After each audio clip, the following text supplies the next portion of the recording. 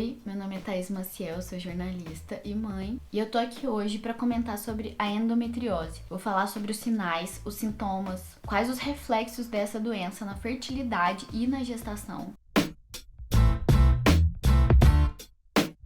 A Anitta, cantora, ela comentou no Twitter que ela sofria de endometriose por 9 anos e nunca tinha sido diagnosticada. Ela sofria com muitas dores na hora da relação sexual e durante a menstruação. Ela tinha feito vários exames, ido em várias consultas com ginecologistas e eles sempre faziam exames tentando ver se achavam bactérias. Não tinha bactéria propriamente dita que justificasse aquela dor que ela sentia. Tudo na vida dela tava bom, a carreira tava deslanchando, só que ela sentia dor pra caramba, sabe? Ela não podia desfrutar de uma saúde plena. Mesmo que a vida dela tenha tido milhões de conquistas mundiais, nacionais, ela não estava feliz plenamente, porque o corpo dela dava sinais péssimos. Isso é uma coisa que afeta muitas mulheres. E muitas que têm também não têm diagnóstico, que foi o caso da Anitta. Cerca de 10% das mulheres apresentam essa doença. E ela é pouco compreendida porque exige um alto grau de especialização do médico. Porque começa no útero, mas pode atingir quase qualquer órgão do corpo. Inclusive coração, intestino, até o cérebro pode apresentar endometriose. Mas os lugares mais comuns são na região da pelve, como as trompas, a bexiga, os rins. O que é a endometriose? É uma doença crônica que não tem cura, mas tem tratamento e que afeta geralmente mulheres em idade reprodutiva. O endométrio, ele é a parede do útero, a camada interna, né? É o revestimento ali da parte interna do útero. E durante a menstruação, os hormônios causam uma modificação no endométrio. E aí o estrogênio, que é outro hormônio, faz com que ele fique mais espesso, com aquele sangue riquíssimo, que é o da menstruação, para que esse preparo do útero possa nutrir o embrião, que está possivelmente vindo ou não. Caso não haja nenhuma fecundação, o endométrio meio que descama todo aquele sangue e é a hora que a gente menstrua. Esse tecido, em outras partes do corpo, ele apresenta o mesmo comportamento do útero.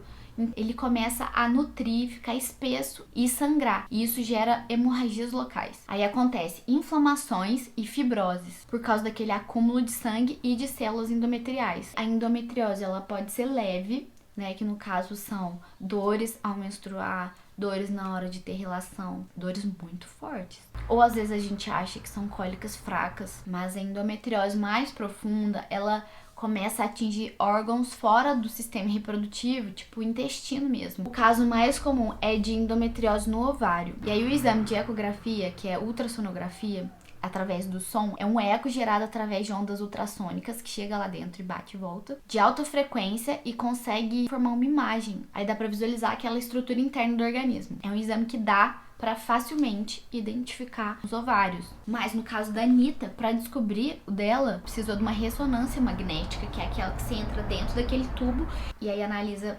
magneticamente toda aquela região que está acometida pelas dores e pela queixa do paciente. É uma doença totalmente associada aos hormônios de fertilidade. Então, quando a mulher entra na menopausa, vai resolver ou melhorar. E também os tratamentos que simulam a menopausa são uma opção em alguns casos. Muitas mulheres não sabem que tem endometriose, mas aí não tem problema, sabe? Porque se não tem sintomas, provavelmente não tem nada de sério acontecendo. Então ela não é uma doença preocupante caso não tenha sintomas. E como, né, que chega? E como que chega esse tecido em outros lugares do corpo, né? É muito estranho. As causas são hipotéticas. Não tem nada que comprove a verdadeira causa da endometriose, mas existem algumas teorias do que pode acontecer. A primeira teoria é da regurgitação. Como a cavidade uterina, que é onde fica o endométrio, é possível que passe células endometriais através das trompas até a cavidade abdominal. Não são todas as mulheres que têm esse tipo de passagem e muitas mulheres que apresentam essa passagem, essa ligação, não têm endometriose. Então a gente não pode falar que isso é uma causa, mas isso é uma possibilidade. E tem a metaplasia do epitélio celômico, que é uma teoria que as células que recobrem, né, a cavidade abdominal, que no caso é a parede abdominal, em outras células, provocando inflamação e estímulo hormonal que não é comum naquele lugar. Genética e imunologia. Se tem pessoas com endometriose na minha família, é mais provável que eu tenha. Mulheres sem filhos que começam a menstruar muito cedo ou tiveram menopausa muito tarde. Mulheres que têm ciclos menstruais muito curtos ou menstruam muitos dias têm maior probabilidade de ter endometriose. Agora, mulheres que têm muitos filhos, que amamentaram muito tempo e começaram a menstruar tarde, têm uma menor probabilidade de ter essa doença. A dor pélvica é o principal sintoma que acomete a maioria das mulheres. A dor é, na maioria das vezes, muito severa e é cíclica, sempre coincide com a menstruação. Vai estar tendo aquela hemorragia em outras partes do corpo, mas seus hormônios eles vão estar sistemicamente enviando para todas as células endométricas do seu corpo. Os sintomas também podem começar um pouco antes da menstruação e um pouco depois. Cada organismo é de um jeito, cada mulher vai sentindo uma intensidade num lugar, mas a endometriose profunda, um dos sintomas pode ser a dor na hora de ter relação sexual. Dor no fundo das costas ou no fundo da barriga. Se a bexiga ou o intestino tiverem com esse tecido endometrial, a mulher pode apresentar sangramento na hora de fazer xixi e das fezes ciclicamente, ou seja, próxima à menstruação. Quando a endometriose está em lugares mais distantes da pelve, pode acontecer um sangue cíclico através de tosse. A mulher tosse sangue. Em exames ginecológicos comuns, não é possível, na maioria das vezes, diagnosticar endometriose. Então, por isso que é muito sério que se você tem alguma dor e clinicamente não deu para chegar nesse diagnóstico com seu médico, coloque a hipótese da endometriose e pede mais exames daquela região, fala que não resolveu. E a primeira manifestação que a mulher percebe que talvez tenha endometriose e passou despercebida por muito tempo é a infertilidade. Olha essa estatística, 50% das mulheres com endometriose têm dificuldade em engravidar e até 50% das mulheres que tem dificuldade de engravidar tem endometriose. Mas isso não quer dizer que a gravidez não seja possível. Quem tem endometriose pode engravidar naturalmente, mas tudo depende da extensão da doença, mais até do que as dores. Tem mulheres que nem perceberam, sabe, as dores e são inférteis, e outras que têm muita dor e podem engravidar naturalmente. As trompas, elas não podem estar acometidas de endometriose, porque senão vai dificultar muito aquela mulher engravidar, porque daí vai meio que impedir, né, o espermatozoide de chegar até o óvulo. Mas tem técnicas de procriação medicamente assistidas, como a fertilização in vitro, por exemplo, né? Então, assim, ainda assim existe essa possibilidade. Além dessa, né, são vários lugares específicos que podem estar dificultando. Mas outro problema comum é a disfunção sexual, que a dor relacionada com a doença pode impedir ou dificultar a frequência sexual daquela mulher. E ela não vai ter aquela constância desejável para conseguir engravidar. Mas olha que notícia boa, pelo menos.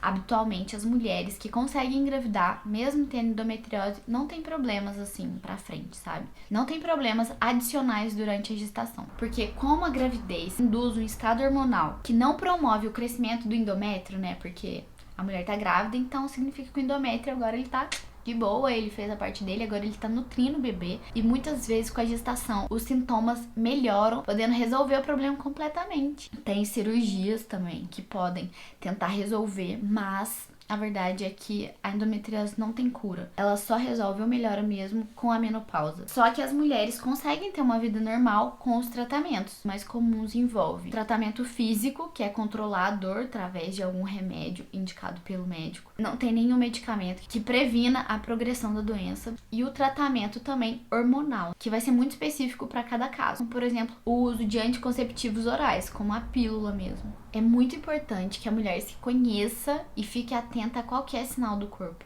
E que essa pauta levantada pela cantora Anitta seja um incentivo para que mais diagnósticos sejam feitos. Não se conforme com nada de errado que esteja acontecendo no seu organismo, porque pode sim ter um tratamento que vai favorecer a sua qualidade de vida. Eu trouxe essa curiosidade que eu achei muito importante em relação a nós mulheres. Se inscreve aqui no canal, vou adorar estar recebendo você aqui. Um beijinho e até o próximo vídeo.